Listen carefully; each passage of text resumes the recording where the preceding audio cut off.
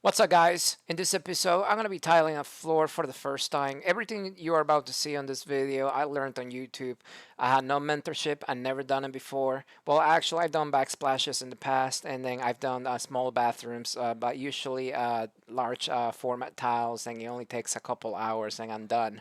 But this room right here, it was about 300 square feet, and the tile that I used on this job was 6 inches by 24 inches. Now, I had a few issues. I made mistakes. I learned a few things. And also, I got a few tips for you if you are trying to tile a floor for the first time, just to give you a better confidence. It's not really that complicated, it just takes forever. So, the first thing that I did on this room is I measured the walls. I measured one wall, then divided that number by two, marked the ground. I measured the other wall, divided that number by two, marked the ground. And then what I did is I shot a line across the room, and then I use a 3-4-5 rule to see if the room was square. So this is the issue that I had initially before starting the job, was layout. Tiling itself is not really that complicated. What is complicated, or I thought it was layout. So what I'm doing here is I'm just dry fitting the tiles to see if I'm gonna have any slivers pieces at the ends, so that way I can just move my layout back or forth just to see, just to make it look nice. And what I found out is it worked out well. What you are watching right now, actually right now I'm using the 3-4-5 rule to see if the room's square. So what you do is you measure one line 3 feet, and then you mark the ground, and then you measure the other line 4 feet, and then you mark the ground, and then you measure both points that you marked, and you should get 5 feet. Now this is an issue because on all the research that I did, everybody tells you need to make sure your room's square and blah blah blah, but nobody tells you what to do if your room's not square. And that was the case here. I was actually off by about quarter inch. That told me that one of the walls was not square. And so what I did is I decided to pick a side of the room and just make sure that side of the room was square to my line in the middle, the blue line you see in the ground, and then I just started against that wall. And also I dry fitted the tiles all the way around the room just to make sure that I was not going to have any issues. I think this part over here is very important because if you don't do this, you don't want to have like a tiny little sliver at at the sides of the room, because it's just gonna look ugly. So what you see right now actually took me about 2 to 2.5 hours. It may seem like it's fast and furious, very easy to do, but it takes time.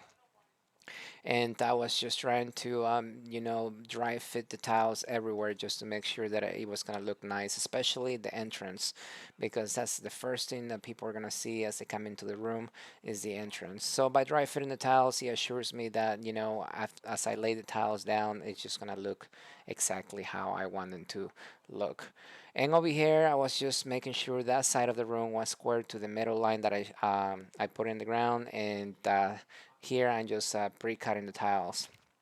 Now you see Detra on the ground. That's another issue that I had when doing research. Um, so I didn't do the Detra. The customer did it, and the reason he did it was because he has issues with his foundation moving and cracking the tiles. So he put Detra down so to prevent cracking uh, issues in the future. Now, so the Detra. If you're gonna tile over Detra, this is gonna be a big issue out there. A lot of people are gonna tell you need to use Schluter thin set. Those bags are about $40 each, and they are expensive. And I actually included the price of the thin set with the job, so I wasn't about to spend $40 a bag for thin set. Another choice Schluter tells you to use is non-modified thin set. I could not find non-modified thin set for large format tile and porcelain anywhere locally.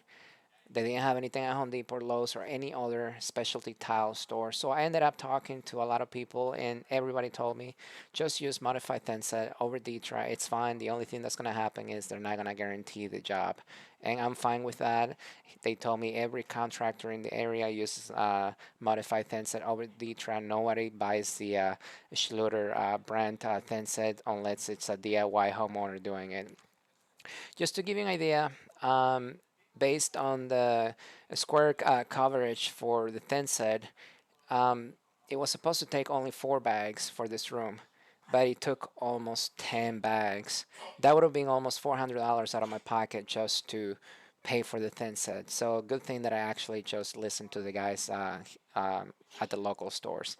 So the first day, guys, I allotted 3 days for this job. I was just gonna take my time the first day, then do half the room the first day, do the other half the a second day, and finish off the third day.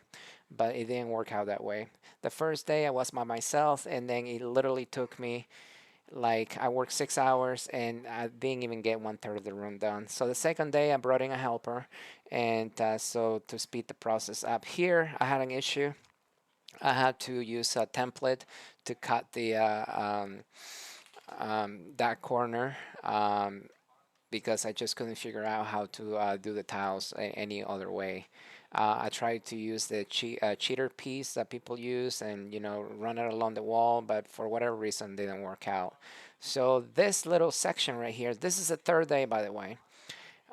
This little section took me about 2.5 to 3 hours. Yes, it took forever. So anytime you do something for the first time, it's always going to take you forever. Now, I don't know if I'm ever gonna do a tile job again, guys, and I'm gonna tell you why in a few minutes.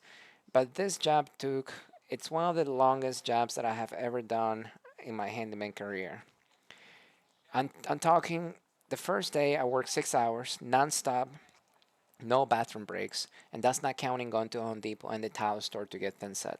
The second day I had a helper, and both of us worked 8 hours straight, no breaks, no standing around, like literally tiling nonstop. And I was trying to hurry up, and still we couldn't finish a room the second day. So the third day we still worked 8 hours, and we finally the third day were able to finish the room. And but we still had to clean the tiles and grout. I was trying to keep the tiles clean, and it just wasn't working out, guys. It just took forever. And the fourth day, we actually cleaned the tiles, and then we worked 10 hours straight. And I had to tile the floor into the closet, so I ran into an issue in the closet where I was only able to tile just like half the closet because I cornered myself in there, so I had to wait into the fourth day to actually finish off the other half of the. Actually, no. I had to come back a fifth day by myself, and I put in about 3 hours of work. So we're talking about 6 hours plus 8 hours plus 8 hours plus 10 hours. I mean, guys, this is over 30 hours. This job took over 35 hours to do, and that is using a helper. Now, let me tell you another issue that I had. So those stupid self-leveling clips, they work amazing. They make the job a lot easier, but they take forever. It make the job take easily 2 to 3 times longer just by using those clips. And another thing that I noticed with the wedges is if you're not careful and you're clipping them in place, the wedge itself will actually move the tiles. You can see here we finished the room, but yes, if you're using the wedge style self-leveling clips, you need to be careful because it's going to move your tiles. I have one tile in the entire room where my grout line is quarter of an inch instead of an eighth of an inch like it was supposed to. And here in the closet, you see that little section there that I had to tile the fourth day because I just cornered myself in there and I couldn't get out. So, but yes, so self-leveling clips. I think for the next time that I do this kind of job, I'm gonna use the spin-off self-leveling things instead of the wedges because it was just a pain in the butt. And my helper, the reason I brought him in was to help me back butter the tiles and helped me clip the stupid wedges in place. And then also for the fourth day, what you're seeing right now is the fourth day, grouting day.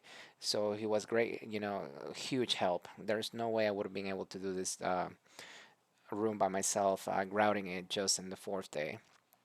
So something that I thought was gonna take 3 days literally took me 4 days, full days, and a few hours uh, on the fifth day. Now, how much did I charge for this job? I charged $2,000 for this job. It sounds like a lot of money, but check this out. I didn't have a towel saw, so I had to go buy one. That was $600. I had to buy about 10 bags of freaking grout. They were about $12 each, so the right there is 110, $120.